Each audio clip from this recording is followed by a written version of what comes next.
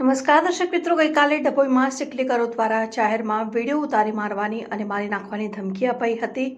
તે સિકલીગરોની પાછળ એક 4 વ્હીલર ટેમ્પો ઉભેલ છે। તે ટેમ્પો સિકલીગરોનો જ છે અને તે ટેમ્પોની આગળ સિકલીગરો બિંદાસ ઊભા રહી બેખૌફ થઈને કાયદા અને પ્રશાસનનો ડર રાખ્યા વગર જાહેરમાં મારવાની તથા મારી નાખવાની ધમકી આપી રહ્યા છે। તેઓ જે ટેમ્પો લઈને ઉભેલ છે તે ટેમ્પોની નંબર પ્લેટ સુદ્ધા લગાવેલ નથી, તેમજ તેઓને કાયદાની કોઈ જ ડર નથી। પોલીસ જેમ સાધારણ વ્યક્તિઓની નંબર પ્લેટ ન હોય તો તેઓની ધરપકડ કરી છે, તો શું પોલીસ દ્વારા જાહેરમાં ધમકી આપી રહેલ આ સિકલીગરોની ધરપકડ કરી તેમના વિરુદ્ધ ગુનો નોંધી કડક પગલાં લેશે ખરી?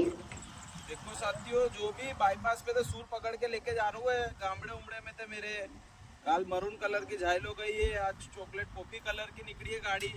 तुम्हारे बाप बिल्डिंग में ही है, बाईपास पे तो कब तक निकलेंगे केनालन पे तो गाड़ी ले लेके तुम क्या कह रहे का खबर को नहीं पड़ रही है? तुम्हारे बाप सारो खबर पड़ रही है। तुम्हारो का आनो जानो बस सो सुनार की एक ही लोहार की तुम्हें बस कैनल के अंदर ही ठंडा करने टेंशन ना लो। तुम कब तक बचेंगे?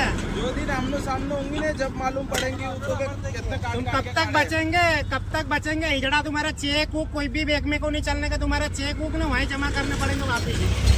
हिंदी छोड़ करोड़ों सूर हमारे पास तुम्हारी मजूर साल